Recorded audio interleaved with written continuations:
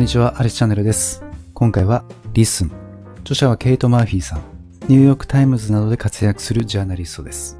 現代では聞くということが忘れられています。この聞く力を高めれば想像力がある人になります。早速見ていきましょう。私たちは会話についていくより話題を提供して場をしらけさせないことが大事だと教えられてきました。ネット上でも直接会った時でも自分を印象づけ、伝えたいことをぶれさせないことが肝要だ。自分が何を吸収するかではなく何を伝えるかが大切だとされているのです。しかし耳を傾けることは話すことよりもずっと大切です。これまで話をきちんと聞かなかったために戦争が起こり、富が失われ、友情が壊れてきました。私たちは聞くことでしか人として関わり、理解し、つながり合うことはできません。聞くことは仕事であれ、プライベートであれ、どのような状況においても人間関係がうまくいくための土台をなすものです。古代ギリシャの哲学者エピクトテクスはこう言いました。自然は人間に舌一つと耳二つを与えた。自分が話すその場合は人の話を聞くように。それなのに高校や大学に聞くことを教える授業がないのはどういうことでしょうか。言葉巧みな話術と説得力を教える授業はあるのに、聞くことが中心になる授業は存在しません。そしてソーシャルメディアはあらゆる考えを世の中に向けて発信する仮想上のメガホンと、自分に反対する考えを取り除く手段をすべての人に与えました。私たちは電話を煩わしいと感じ、留守番電話のメッセージを無視し、テキストや絵文字でのやり取りを好むようになりました。何か聞くとしたら自分だけの安全な音の世界に入り込めるイヤホンではないでしょうか。その結果、孤独が忍び寄ります。私たちはデジタルデバイスをスワイプして、タップして、クリックするようになってきています。デバイスは気を紛らわせてくれますが、心の栄養になることはほとんどありません。ましてや、感情に深みを与えることなどさらにないでしょう。感情の深みを育むには、相手の声が自分の体と心の中で共鳴する必要があります。本気で耳を傾けるとは、相手の話によって身体的にも感情的にも動かされるということなのです。私たちはかつて友人や家族に直接会って近況報告をしていたものでした。でも今は LINE を送ったりツイートしたりソーシャルメディアに投稿したりする方が多いのではないでしょうか。今の時代は何百、何千、何万人の人に同時にメッセージを送れます。でもあなたは一体どれくらいの頻度でその誰か一人と直接会って話をじっくり掘り下げる時間を持ったり持つ努力をしたりしているでしょうか。人と直接会っても私たちは自分が見たものや経験したことを言葉で表現するのではなく、スマートフォンの写真や動画を見せ合います。誰かの話が30秒以上かかろうものならみんなうつむいてしまいます。話を聞いて考えているのではなく、メッセージを読んだり、スポーツの結果を見たり、SNS で何がトレンド入りしているかを確認しているのです。誰かの話に耳を傾ける能力は、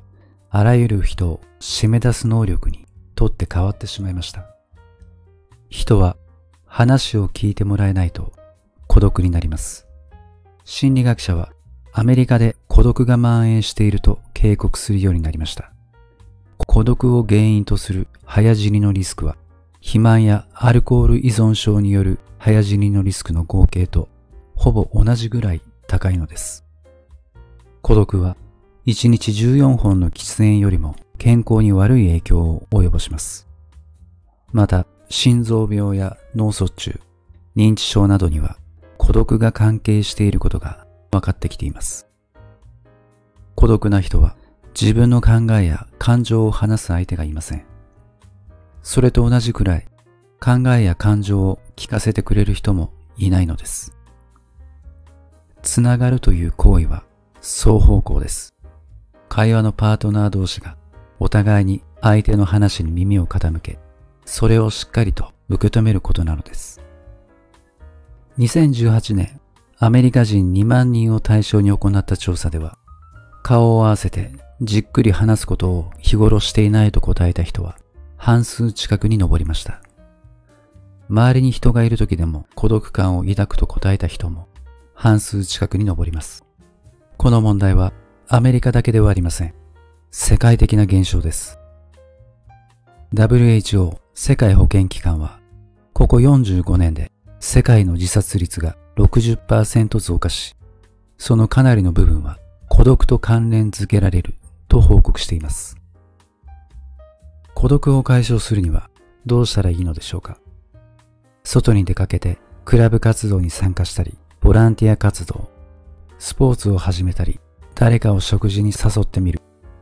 孤独を解消するには外に出かけなさいとよく言います。何かの活動に参加したり、誰かを食事に誘って直接顔と顔を突き合わせようということです。でもここまで書いてきたように、誰かと一緒にいても人は孤独を感じることが多いのです。外に出かけて顔と顔を突き合わせたら、そこから先、私たちはどうやって人とつながったらいいのでしょうか。それは相手の話に耳を傾けたらいいのです。でも簡単ではありません。誰かの話を本気で聞くということは、多くの人に忘れ去られた、もしかしたらそもそも身につけたことすらなかったかもしれない、そんな資質です。人の話を聞くのが下手だからといって悪い人だとは限りません。おそらくあなたの周りにもいるでしょう。人の話を聞くのが下手な友人、家族、恋人が。もしかしたらあなた自身が人の話に耳を傾けるのが苦手かもしれません。でもそれは仕方のないことです。というのも、いろんな意味であなたは人の話を聞かないようにしつけられてきたからです。小さかった頃の自分を思い出してみてください。もし親にちゃんと聞きなさいと言われたら、その後に続く言葉はほぼ間違いなく聞きたくない話だったはずです。もし部活の先生が、はい、聞いて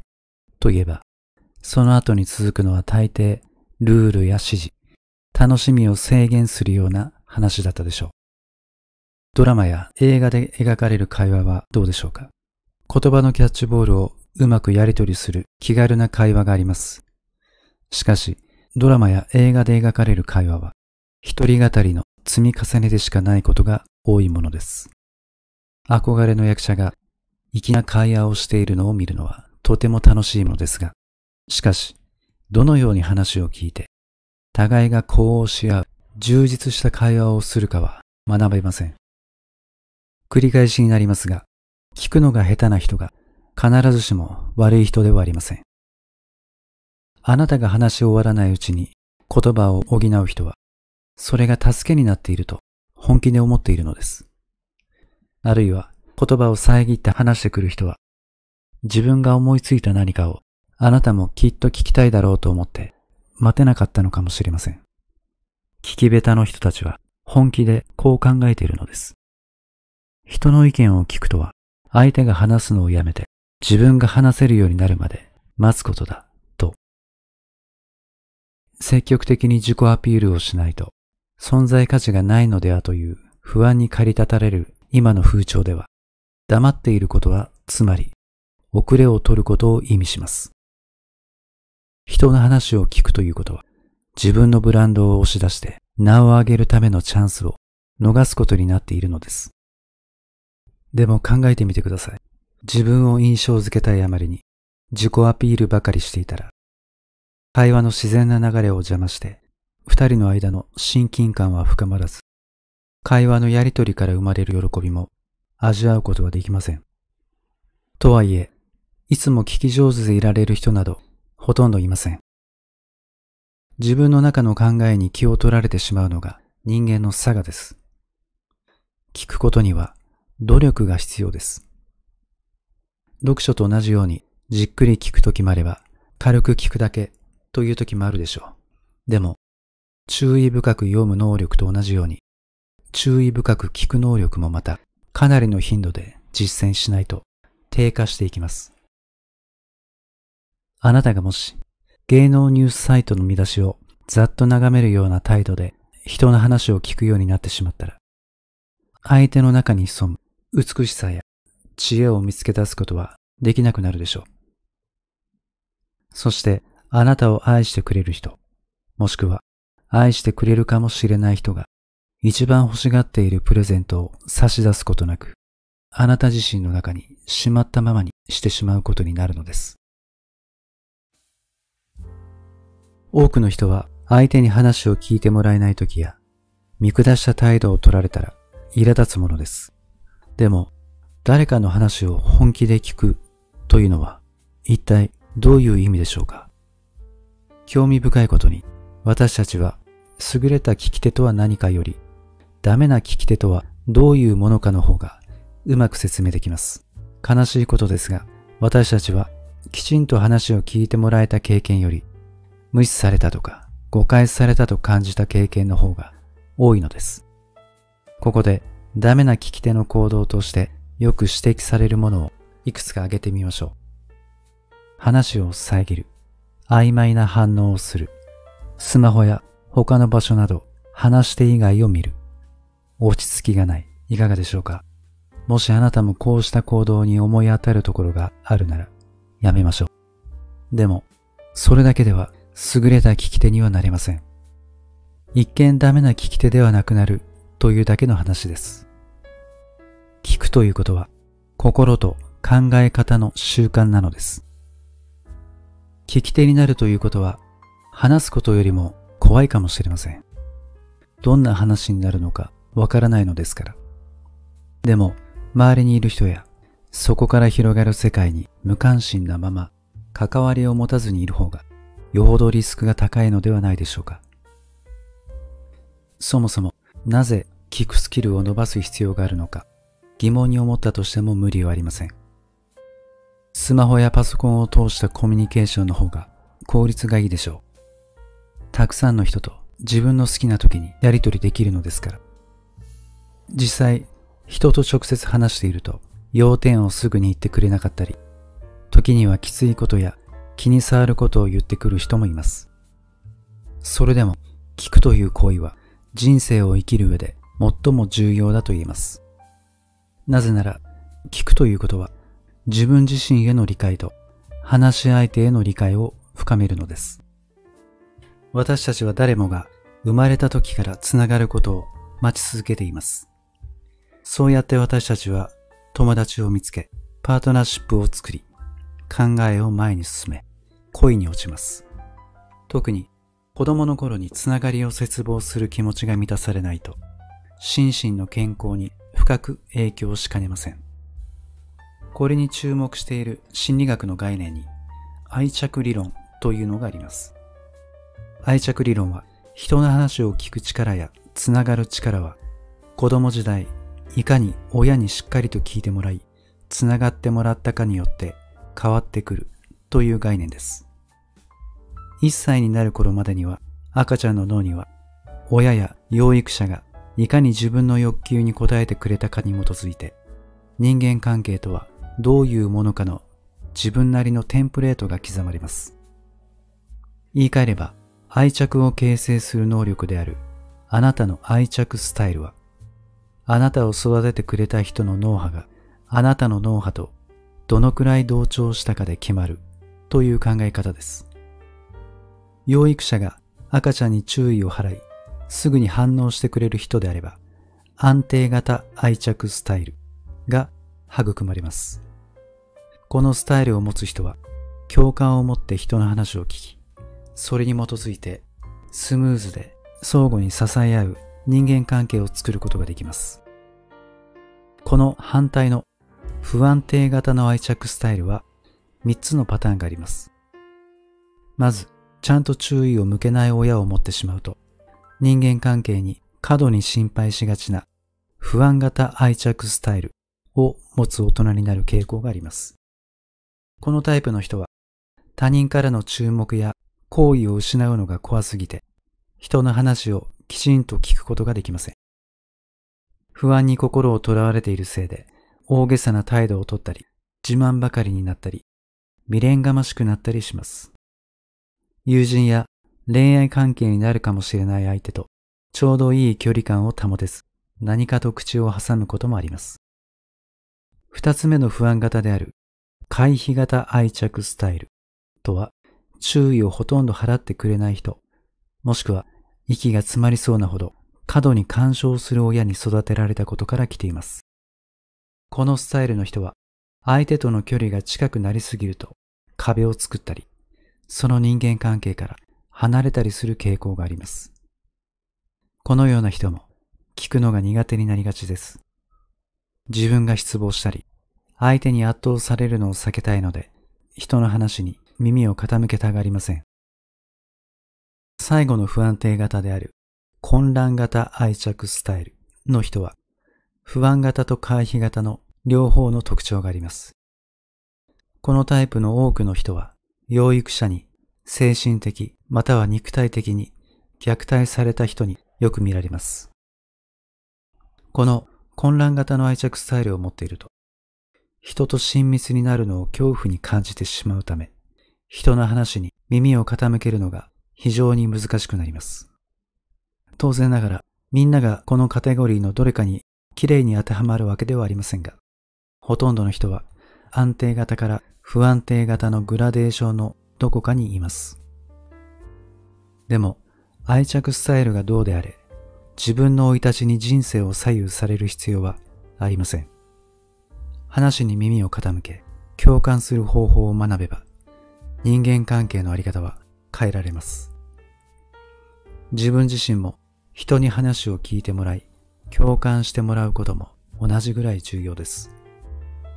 つまり、自分の力で安定的な愛着を育む必要があるということです。多くの場合、私たちは子供時代に慣れ親しんだ状況を再現するような環境を求めたり、わざわざ自分で作り出してしまいます。人は生まれて初めて聞いた人物と似たタイプの人を選んで耳を傾けてしまい、古い神経回路を強化してしまいます。ちょうど舗装されてない道路にできた轍に沿って進むように、慣れ親しんだ方法に同調しようとします。例えば、私が仕事でニューオーリンズに行った時に出会った海運業を営む社交好きな男性がいます。何度かの離婚歴があるその男性は、絶え間なくまるでショーのように話し続け、自分の質問に自分で答え、言葉を挟もうとする人がいれば遮っていました。この男性が珍しく内省的になった時がありました。その瞬間、彼がそうした態度をとってしまう背景が浮かび上がったのです。彼は子供の頃、父親と話そうとするたびに、父親は、その話はもうたくさんだ、と言って彼を黙らせたのでした。この男性は自分の感情について話すなんて、聞き手の関心を失うだけだと言いました。聞き手に恵まれない環境で育った彼にとって、相手の関心を失うことだけは何としてでも避けたいようでした。自分以外の誰かの波長に同調するなど、彼には耐えられなかったのです。このように、親子の間で同調がなくなると、悪い連鎖がその後の世代へ引き継がれてしまいます。こうした問題に取り組むためのプログラムが、ここ10年でいくつか出ています。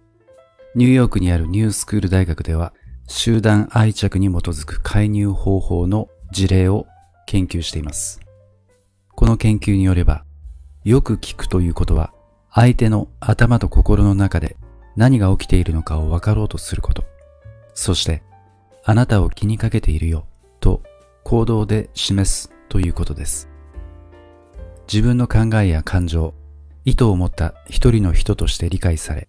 価値あるものとして大切にされる。それこそ私たち誰もが望むものです。聞くということは何かを教えたり批評したりするものではありません。聞いてもらうということは相手が自分を体験することです。あなたが何者であり何をしているかに誰かが関心を持つということです。このように誰かに知ってもらい受け入れてもらわないと自分には価値がないとか虚しいといった感情になってしまいます。人生において孤独を抱かせる原因は必ずしも心に傷が残るような辛い出来事とは限りません。孤独を感じるのは何か良いことが起こったかもしれないのに何も起きなかったという状況が積もり積もったことが原因になることが多いのです。誰かの話を聞かなかった。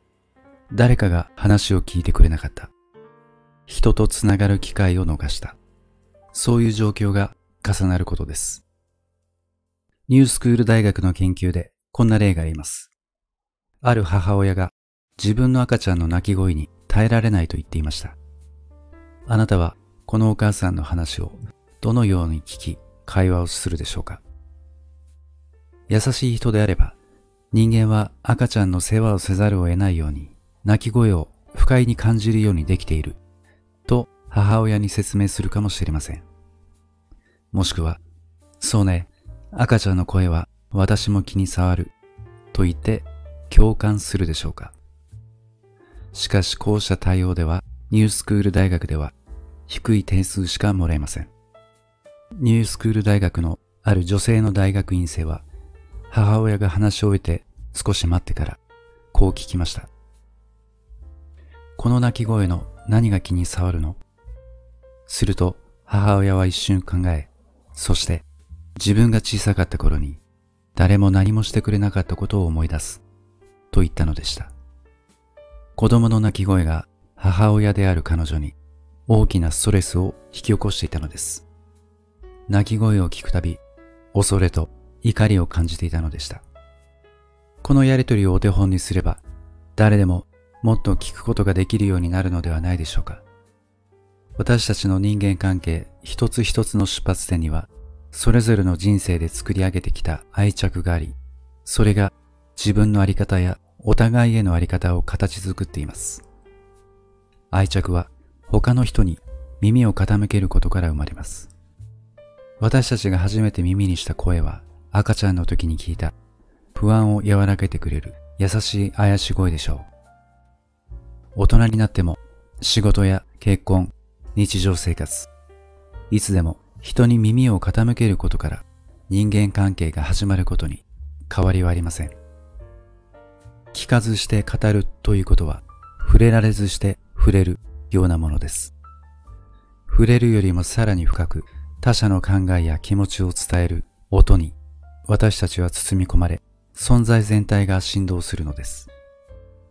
人の声は私たちの体にも感情にも入り込み、私たちをつかみます。誰かに共鳴することなしに、その人を理解し、愛することはできません。さて、いかにして良い聞き手になるかの手っ取り早いアドバイスは、巷にたくさん溢れています。その方法は要するに、聞いている姿勢を相手に見せましょう。それには、アイコンタクトをする、うなずく、ところどころで、そうだね、を入れることが有効ですよ。そして、話を遮ってはいけない、ということです。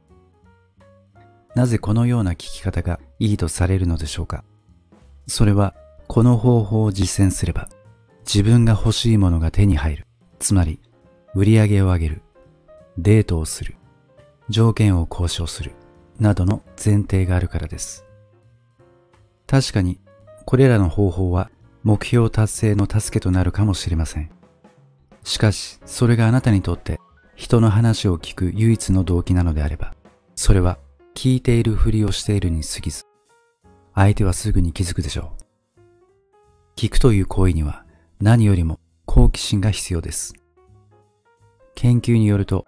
安定した愛着を持っている子供も大人も、そうでない人と比べ、新しい情報に対して好奇心旺盛な傾向にあるとされています。これもまた愛着理論の考え方なのですが、自分の話に耳を傾け、自分が親近感を抱く誰かが人生にいると、外の世界へ出て行って、他の人と交流することに安心していられるのです。もし何かショックを受けるようなことを聞いたりしても、自分が信頼して苦痛を軽くしてくれる人がどこかにいてくれると分かっているため、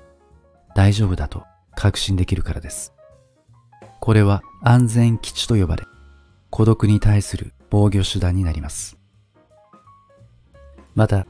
会話がこの後どうなるか分かっていると考える態度は、好奇心を殺し、聞くことを台無しにします。実は、コミュニケーションに不安を抱いている場合も、好奇心が抑制されます。電車やバス、エレベーターなど、人は毎日見知らぬ人を完全に無視します。でももし、人と話さないといけないとしたら、どうでしょうか。シカゴ大学の研究者らは、バスや電車を使って通勤する人たち数百人を対象に実験を行いました。実験参加者は、1、一人で座る。2、知らない人と会話をする。3、いつも通りの通勤をする。という条件3つのうち、どれか1つを通勤時に行うように割り当てられました。参加者のほとんどは見知らぬ人と話したら、その日の生産性が低くなると予測していました。ところが、実際は逆でした。いつもの通勤時に、あえて見知らぬ人と話をした人は、通勤後に満ち足りた気分になり、普段の仕事と比べ、作業量の減少も感じませんでした。実験前には、誰も自分と話したがらないだろうし、会話は間違いなく嫌な感じになるだろうと考えていました。ところが実際は、拒絶されたとか、侮蔑されたと報告した人は誰一人としていませんでした。人間は大抵不確実なことを嫌います。これまで通りに続けなさい。それをしてきて今のところまだ生きているんだから。このように原始的な脳に備わったサバイバルのための仕組みが囁きかけてくるのです。だからこそあなたはパーティーで知らない人に自己紹介するより話すとイライラすると分かっている顔見知りの方へと引き寄せられてしまいます。私たちは毎日のルーティンが大好きで、意外性のないスケジュールで埋まった予定表が大好きです。でも、生きた実感を一番味わわせてくれるのは不確実なことです。決まりきった日々とはガラッと変わった日のことを思い出してみてください。誰かの結婚式に参列する。行ったことのない場所に行く。こんな時、時間の流れがゆっくり感じられ、いつもより夢中になれる感覚を抱きます。そして、人の口から出てくる言葉ほど意外なものはありません。たとえそれがよく知っていると思っていた相手であっても。予測不能だからこそ、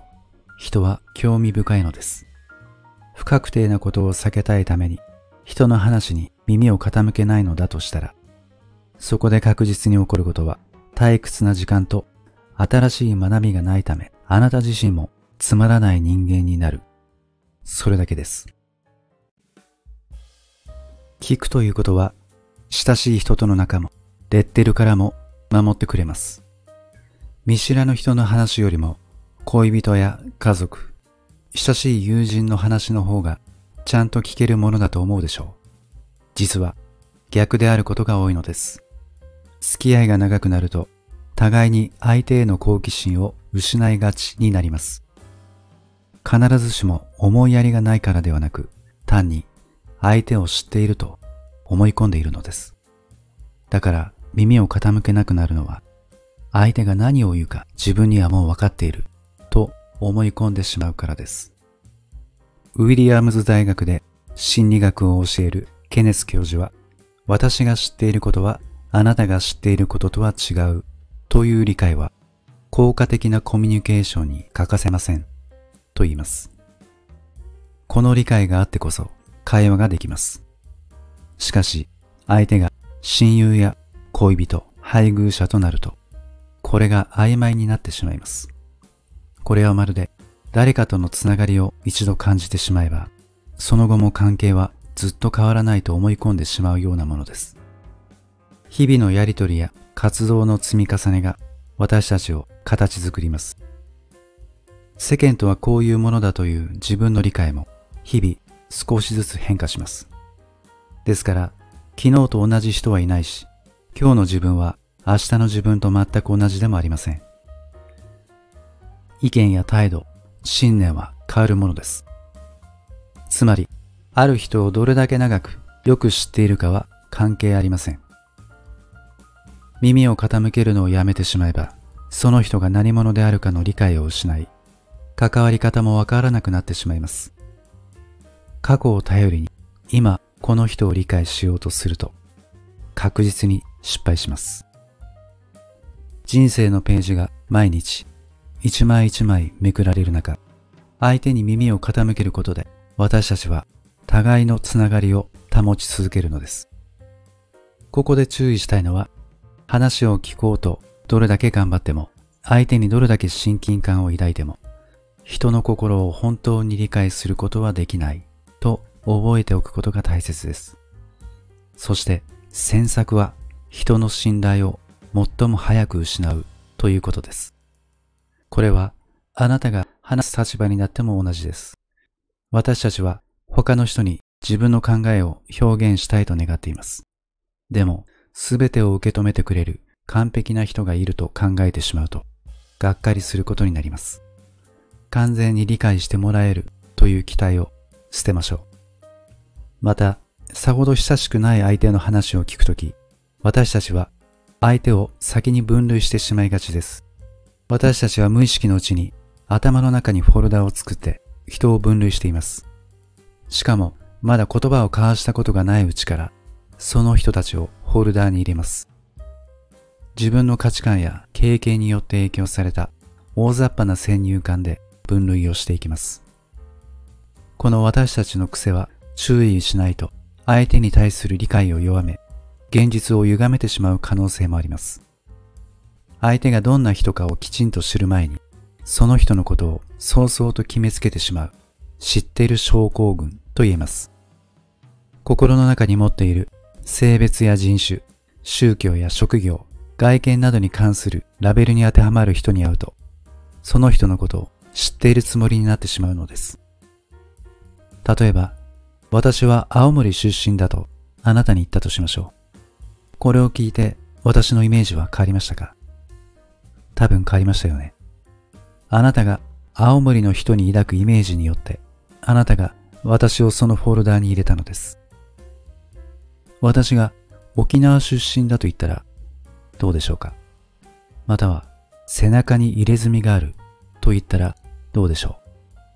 う？私たちは反射的に自分は分かっているという幻想を持つ傾向があります。そのために耳を傾けたいという気持ちや好奇心が弱まってしまうのです。無意識のうちに自分の先入観に合ったものだけに耳を傾け、選択的に聞くようになります。自分の先入観に沿った言動を相手がするよう促してしまうことだってあり得ます。先入観を相手に当てはめて決めつけることは、聞くことを邪魔します。先入観は自分や他人の個性を発見しにくくしてしまうのです。この章をまとめると、親しい人に対しては自分はもう十分知っているといとも簡単に自己満足してしまいます。一方で知らない人を決めつけないようにするのは難しく、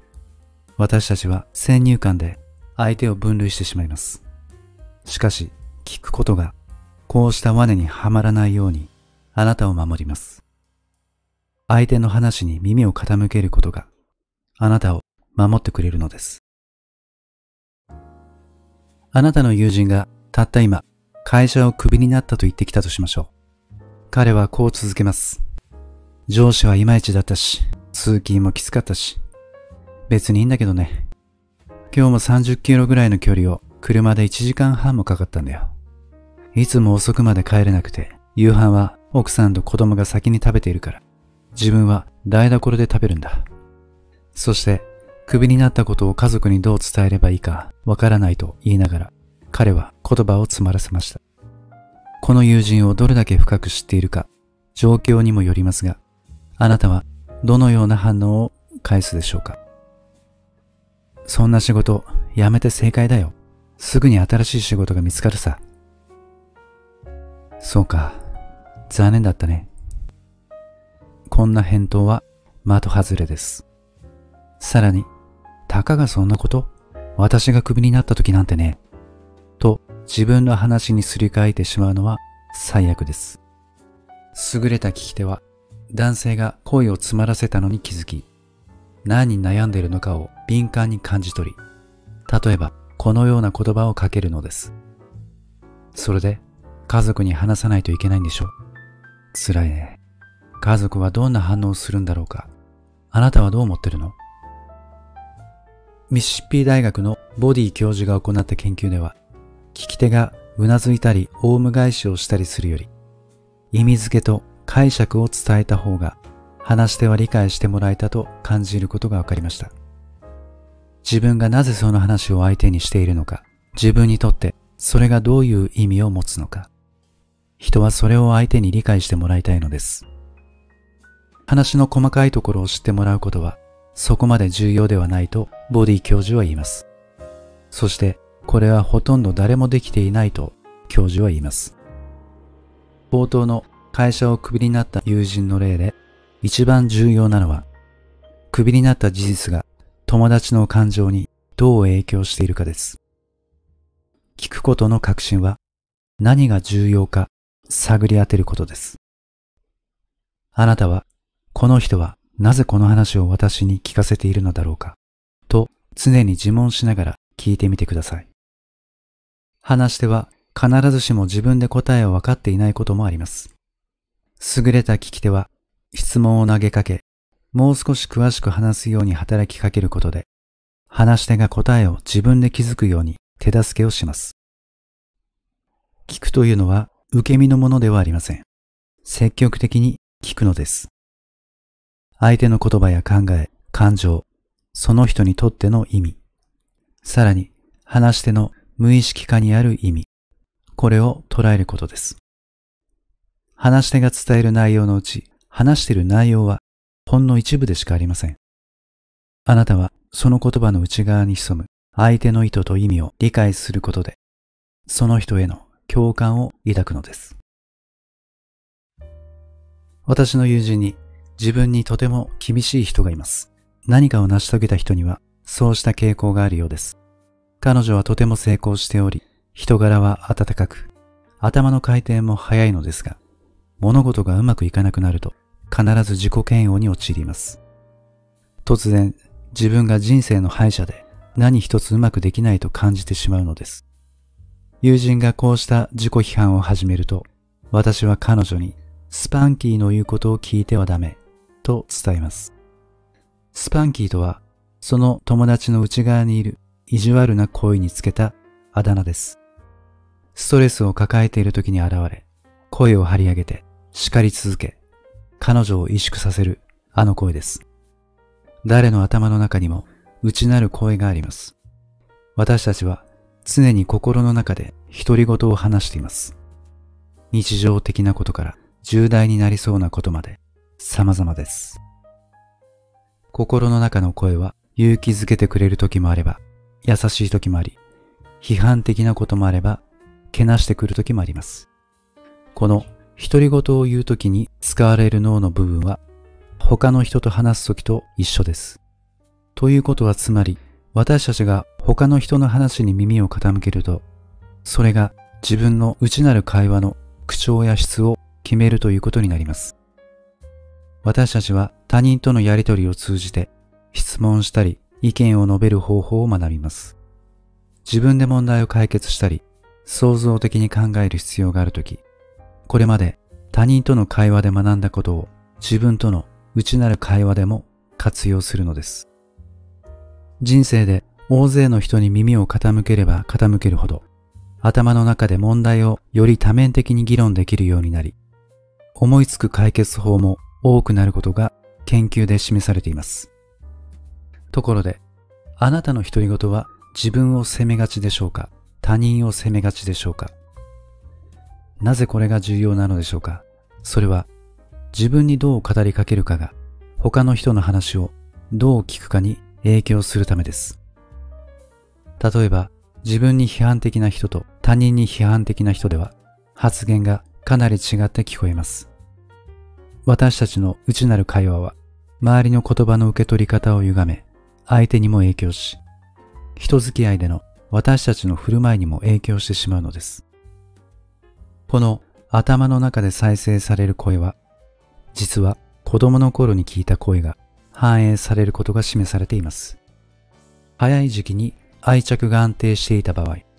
つまり親などが耳を傾けてくれた場合ですね。この場合は、内なる声は友好的なものになるそうです。逆に愛着が安定しなかった場合は、内なる声はより批判的なものになるそうです。この内なる声は、あなたが人の良い点を見るか悪い点を見るか、自分の良いところを見るか悪いところを見るかという自分の在り方にも影響を与えます。この自分の内なる声は完全に 100% 友好的なものということはありません。どのような人にも冒頭にお話したようなスパンキーのような自分の声が潜んでいます。このような内なる声を抑え込もうとすると余計に力を与えてしまいます。これを解決していく方法は、様々な人の話に耳を傾けることです。たくさんの話は多くの視点をあなたにもたらします。人に質問して相手の答えを吟味すれば、自分との対話でも自分に問いかけることが上達していきます。どのような問題であっても、それを解決する、もしくは折り合いをつける唯一の方法は、結局のところ、自分との対話しかありません。